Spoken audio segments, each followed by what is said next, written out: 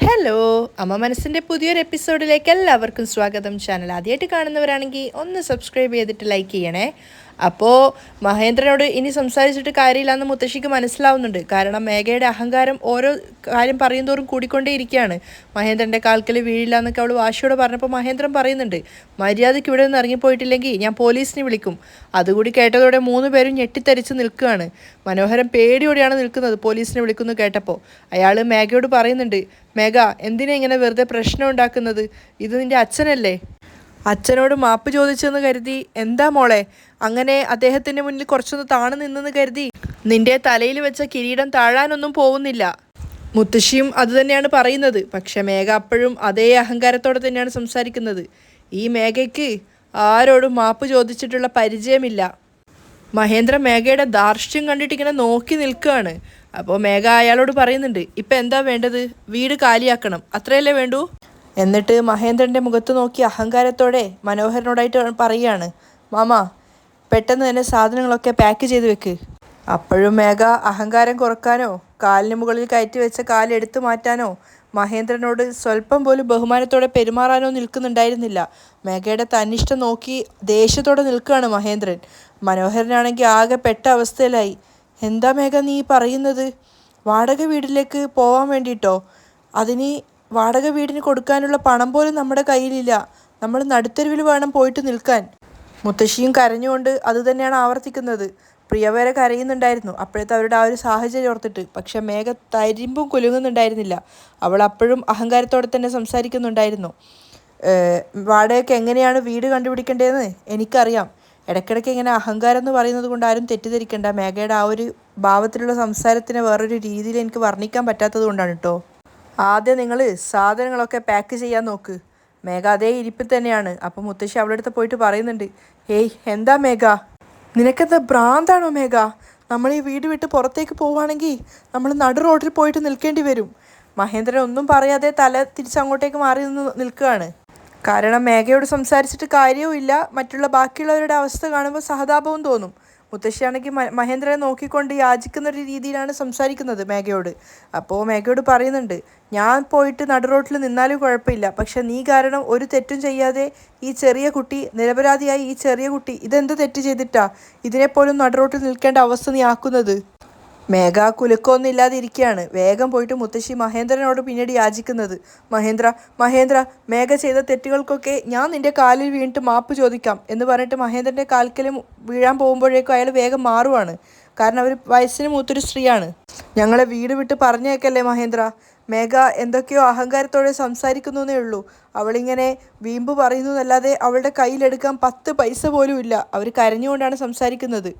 അവരുടെ യാചനയോടെയുള്ള കരഞ്ഞിട്ടുള്ള ഭാവം കാണുമ്പോൾ ആർക്കായാലും പാവം തോന്നുമായിരുന്നു.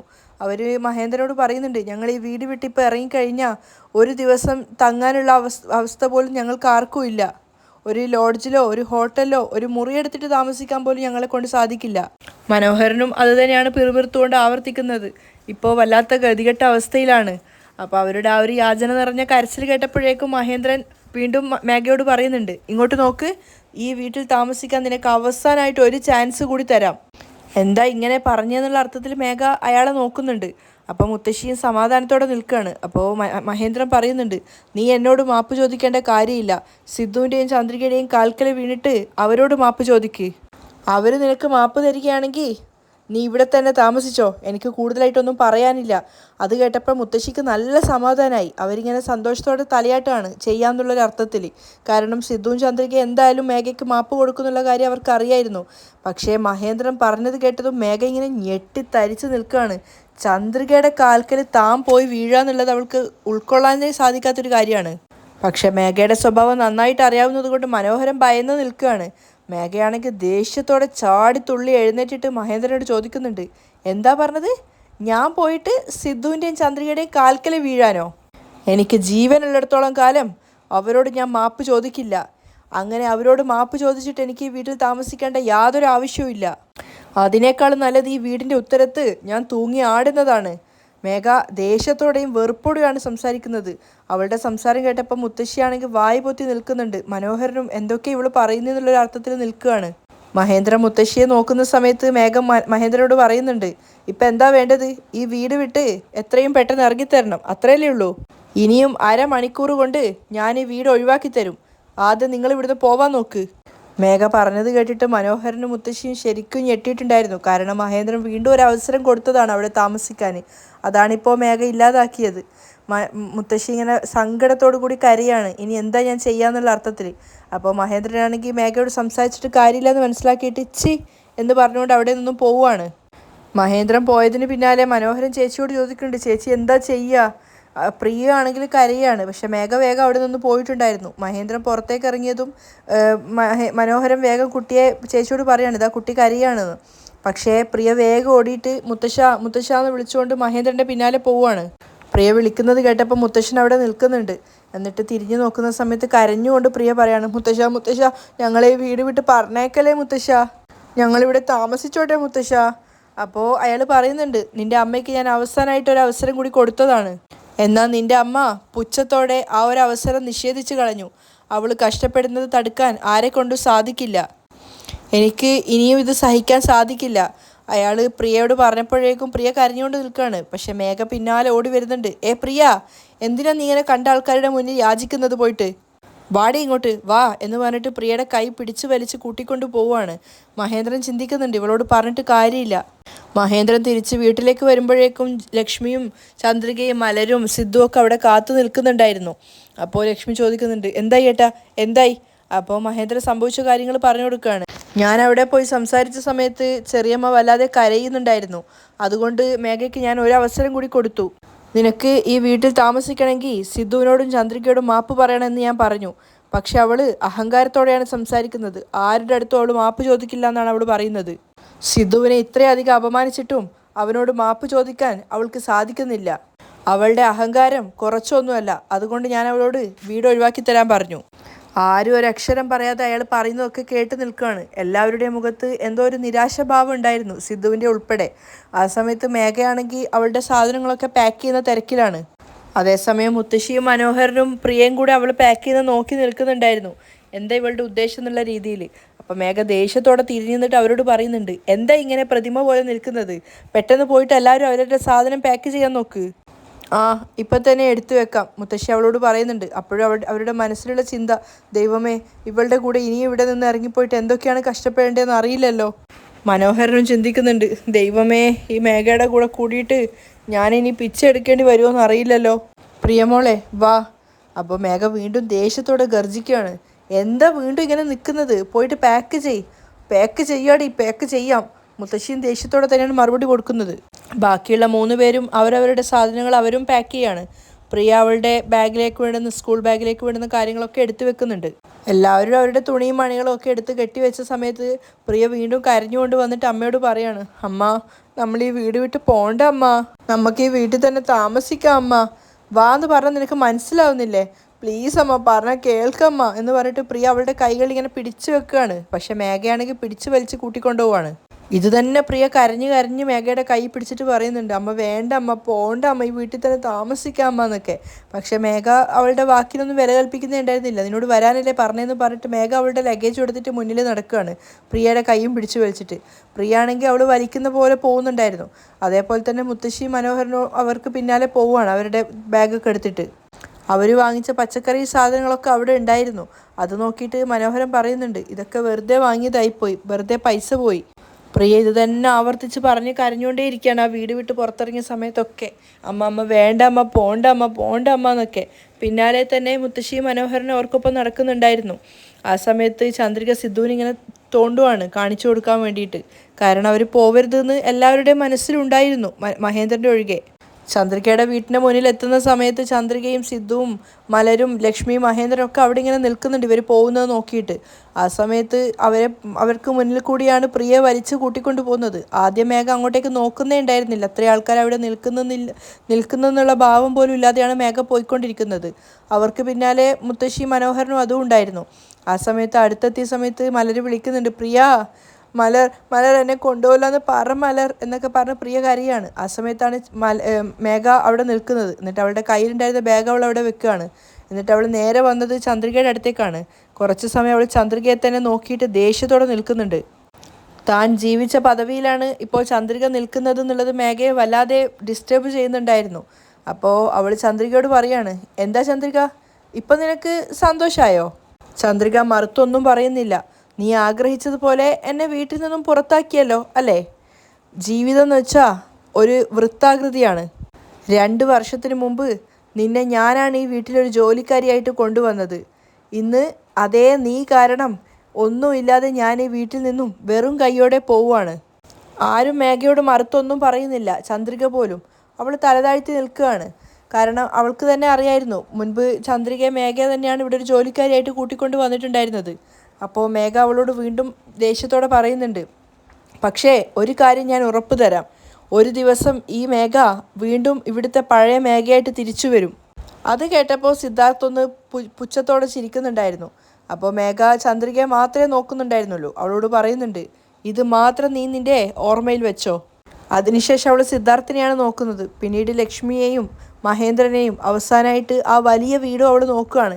കാരണം അവൾ ജീവിച്ച് വളർന്നു വന്ന ആ ഒരു വീടും ചുറ്റുപാടും ഒക്കെയാണത്. അതിനുശേഷം അവൾ തിരിഞ്ഞു നടക്കുകയാണ് പ്രിയയുടെ കൈയും കൂട്ടിയിട്ട്. ആ സമയത്ത് പ്രിയയും മലരും പരസ്പരം നോക്കിയിട്ട് കണ്ണ് നിറക്കുന്നുണ്ടായിരുന്നു.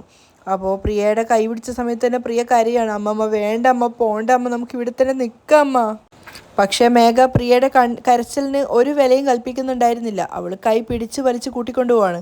ഇനി നിന്നിട്ട് കാര്യമില്ലെന്ന് മനസ്സിലായപ്പോൾ മനോഹരനും ചേച്ചിയോട് പറയുന്നുണ്ട്, വാ ചേച്ചി പോവാം. അങ്ങനെ മനസ്സോടെ മേഘയ്ക്ക് പിന്നാലെ നടക്കുകയാണ് അവരും. ആ സമയത്തൊക്കെ പ്രിയ കരഞ്ഞുകൊണ്ട് ഇത് തന്നെ പറയാണ്, എന്നെ കൊണ്ടുപോലെ ഇവിടെ തന്നെ താമസിക്കാന്നൊക്കെ. എന്നിട്ട് പറയുന്നുണ്ട്, മുത്തശ്ശ പോണ്ടാന്ന് പറ മുത്തശ്ശ എന്നൊക്കെ പറയുവാണ്. അമ്മ ഇവിടെ നിൽക്കാം അമ്മ ഇവിടെ നിൽക്കാം അമ്മ. അത് കഴിഞ്ഞപ്പോൾ മലരും ചന്ദ്രികയോട് പറയുന്നുണ്ട്, അമ്മ പ്രിയയോട് പോണ്ടാന്ന് പറയമ്മ. അത് കേട്ടപ്പോൾ പ്രിയ അവിടെ നിന്ന് വിളിക്കുന്നുണ്ട്, മലർ അച്ചാച്ചാ പറയച്ചാ, പ്രിയയെ കൂട്ടിക്കൊണ്ട് പോവല്ലെന്ന് പറയച്ചാ. ആ 2 കുഞ്ഞുങ്ങൾക്കും അവരുടെ ആ ഒരു സങ്കടം പ്രകടിപ്പിക്കാതിരിക്കാൻ സാധിക്കുന്നുണ്ടായിരുന്നില്ല. 2 പേരും കരഞ്ഞുകൊണ്ടേയിരിക്കുകയാണ്. പ്രിയയോട് പോവരുത് എന്ന് പറയാൻ വേണ്ടിയിട്ട് മലർ എന്നെ കൊണ്ടുപോവല്ലേ എന്ന് പറഞ്ഞുകൊണ്ട് പ്രിയയും. അങ്ങനെ മലരാണെങ്കിൽ സങ്കടം സഹിക്കാനാവാതെ പ്രിയയുടെ പിന്നാലെ ഓടുവാണ് മേഘ വലിച്ചു കൂട്ടിക്കൊണ്ടു പോകുന്ന ഭാഗത്തേക്ക്. മലർ പോവണ്ട ചന്ദ്രിക പറയുന്നുണ്ട്. പക്ഷെ അതൊന്നും കേൾക്കാതെ മലർ ഓടിപ്പോവാണ് മേഘയുടെ അടുത്തേക്ക്. മലർ എന്നെ കൊണ്ടുപോവല്ലെന്ന് പറ മലർ എന്നൊക്കെ പറഞ്ഞ് പ്രിയയും കരയാണ്. മലർ വേഗം എത്തിയപ്പോൾ പ്രിയ അവളുടെ കൈകൾ ചേർത്ത് പിടിക്കുന്നുണ്ട് അവിടുന്ന് പോകാൻ ഇഷ്ടമില്ലാതെ. അപ്പോൾ മലരാണെങ്കിൽ മേഘയോട് പറയുന്നുണ്ട്, മേഘ ആൻറ്റി പ്രിയ ഇവിടെ നിന്നോട്ടെ മേഘ ആൻറ്റി, പ്ലീസ് ആൻറ്റി. വലിയ ആൾക്കാരുടെ പ്രഹസനമൊക്കെ കഴിഞ്ഞപ്പോൾ ഇനി നിൻ്റെ വകയാണോ എന്നും പറഞ്ഞിട്ട് മേഘ മലറിനെ പിടിച്ച് തള്ളുകയാണ്. അപ്പോൾ മലർ അവിടെ വീഴുന്നുണ്ട്. അത് കണ്ടതും സിദ്ധുവും ചന്ദ്രിക ആകെ ഞെട്ടിയിട്ടുണ്ടായിരുന്നു. മലർ എന്ന് പറഞ്ഞുകൊണ്ട് സിദ്ധുവും ചന്ദ്രികയും വേഗം ഓടിപ്പോവാണ് കുട്ടിയെ എഴുന്നേൽപ്പിക്കാൻ വേണ്ടിയിട്ട്. ആ സമയത്താണെങ്കിൽ അവർ 4 പേരും അവിടെ നിന്ന് പോയിട്ടുണ്ടായിരുന്നു. പ്രിയ കരയുന്നതല്ലാതെ വേറെ ഒന്നും സംഭവിക്കുന്നുണ്ടായിരുന്നില്ല. അപ്പോൾ ചന്ദ്രിക മലറിനോട് ചോദിക്കുന്നുണ്ട്, മലർ നിനക്കൊന്നും സംഭവിച്ചില്ലല്ലോ? പക്ഷേ അതിന് മറുപടി പറയാതെ മലർ കരഞ്ഞുകൊണ്ടേയിരിക്കുകയാണ്. അമ്മ പ്രിയ പോവുകയാണ് അമ്മ പറയമ്മ, പോവല്ലാന്ന് പറയമ്മ. അതേപോലെ തന്നെ പ്രിയ അവിടെ നിന്ന് കരയാണ്, മലർ എന്നെ പറഞ്ഞു വിടലേ മലർ എന്നൊക്കെ പറഞ്ഞിട്ട്. പോവണ്ടെന്ന് പറയമ്മ, മോളെ പറഞ്ഞാൽ കേൾക്കും മോളെ, കരയല്ലടാ എന്നൊക്കെ പറഞ്ഞിട്ട് ചന്ദ്രിക അവളുടെ കണ്ണ് തുടക്കുകയാണ്. അമ്മ പ്രിയ പോയി അമ്മ. അവസാന പ്രതീക്ഷ എന്നോണം പ്രിയ തിരിഞ്ഞു നിന്നിട്ട് മലർ ഇങ്ങനെ വിളിച്ചുകൊണ്ടേയിരിക്കുകയാണ്. അതേപോലെ തന്നെ മലരാണെങ്കിൽ കരഞ്ഞുകൊണ്ട് അവരോടെല്ലാവരോടും പറയുന്നുണ്ട്, പ്രിയയെ പറഞ്ഞു വിടല്ലേ അമ്മ. ആ കുഞ്ഞുങ്ങൾക്ക് തമ്മിലുള്ള പരസ്പര സ്നേഹവും അവർ തമ്മിൽ പിരിയുമ്പോഴുള്ള അവരുടെ കണ്ണീരും കണ്ടപ്പോൾ സിദ്ധുവിനും ചന്ദ്രയ്ക്കും ലക്ഷ്മിക്കൊന്നും സഹിക്കാനാവുന്നുണ്ടായിരുന്നില്ല. പക്ഷേ ആരെയും ഒന്നും വകവയ്ക്കാതെ മേഘ പ്രിയയും വലിച്ചു കൂട്ടിക്കൊണ്ട് അവിടെ നിന്ന് പോവുകയാണ്. പറ്റാവുന്നിടത്തോളം പ്രിയ കരയുന്നുണ്ടായിരുന്നു. ഗേറ്റ് കടന്ന് പോകുന്നത് വരെ മലർ എന്നെ രക്ഷിക്കുക, എനിക്ക് ഇവിടെ തന്നെ താമസിക്കണം എന്നൊക്കെ പ്രിയ പറയുന്നുണ്ടെങ്കിലും ആരും അതൊന്നും കേൾക്കാനുണ്ടായിരുന്നില്ല. പ്രിയയുടെ കരച്ചിൽ അവിടെ അവസാനിക്കുകയാണ്. മേഘ അവിടെ നിന്ന് പോയതിനു ശേഷം ടെറസിലിരുന്ന് കരഞ്ഞുകൊണ്ട് നിൽക്കുകയാണ് ലക്ഷ്മി. അവർ ദൈവത്തിനോടായിട്ട് കരഞ്ഞുകൊണ്ട് പറയുന്നുണ്ടായിരുന്നു, ദൈവമേ മേഘ മോശക്കാരി തന്നെയാണ്, പക്ഷെ അവൾ കഷ്ടപ്പെടുന്നത് കാണുമ്പോൾ എന്നെക്കൊണ്ട് സഹിക്കാനാവുന്നില്ല. അവൾ എൻ്റെ വയറ്റിൽ ജനിച്ചതല്ലെങ്കിലും എൻ്റെ മകളായിട്ട് തന്നെയാണ് ഞാൻ അവളെ വളർത്തിയത്. എൻ്റെ മാറിലും തോളിലും ഇട്ട് സ്നേഹത്തോടെയും കൊഞ്ചിച്ചുകൊണ്ടും വളർത്തിയത് കൊണ്ട് അവളിങ്ങനെ കഷ്ടപ്പെടുന്നത് കാണുമ്പോൾ എന്നെക്കൊണ്ട് സഹിക്കാൻ സാധിക്കുന്നില്ല. ഒരമ്മയുടെ എല്ലാ വേദനയോടും കൂടി കരഞ്ഞുകൊണ്ടാണ് അവർ സംസാരിക്കുന്നത്. ദൈവമേ നീ വേണം ഇനി അവൾക്ക് എല്ലാത്തിനുമുള്ള ബുദ്ധി കൊടുക്കാൻ. ഇനിയെങ്കിലും മേഘ നന്നായിട്ട് സത്യസന്ധതയോടെ ജീവിക്കണമായിരുന്നു. അവർക്ക് അവരുടെ സങ്കടം സഹിക്കാൻ സാധിക്കുന്നുണ്ടായിരുന്നില്ല. പൊട്ടി കരയാണ് മേഘയുടെ അവസ്ഥ ഓർത്തിട്ട്. അതേസമയം മേഘയും മനോഹരനും മുത്തശ്ശിയൊക്കെ കൂടെ ഒരു അമ്പലത്തിൻ്റെ ആ ഒരു ആലിന് ചുവട്ടിൽ നിൽക്കുകയാണ്. മുത്തശ്ശിയും പ്രിയയാണെങ്കിൽ തളർന്നിട്ട് ഒരു ബാഗിന് മുകളിൽ തലവെച്ച് കിടന്നുറങ്ങുന്നുണ്ട്. മനോഹരൻ അവിടെ ഇരുന്നിട്ട് കല്ല് വെച്ച് കളിക്കുകയാണ്. മേഘയാണെങ്കിൽ വാടക വീട് അന്വേഷിച്ച് നടക്കുന്നുണ്ടായിരുന്നു. മേഘ ഒരു ചെറിയ ഇടവഴി കൂടിയാണ് നടക്കുന്നത്. അവിടെയുള്ള ചുറ്റിലുള്ള വീടുകളൊക്കെ അവളിങ്ങനെ നോക്കുന്നുണ്ടായിരുന്നു. അങ്ങനെ ഒരുപാട് ദൂരം നടന്നിട്ട് അവളൊരു ചെറിയ ചായക്കട പോലുള്ള സ്ഥലത്തെത്തിയ സമയത്ത് അവിടെ നിൽക്കുകയാണ്. അപ്പോൾ അവിടെ ഉണ്ടായിരുന്ന ചേട്ടനോട് അവൾ ചോദിക്കുന്നുണ്ട്, ചേട്ടാ ഇവിടെ വാടക വീട് എവിടെയെങ്കിലും കിട്ടുമോ?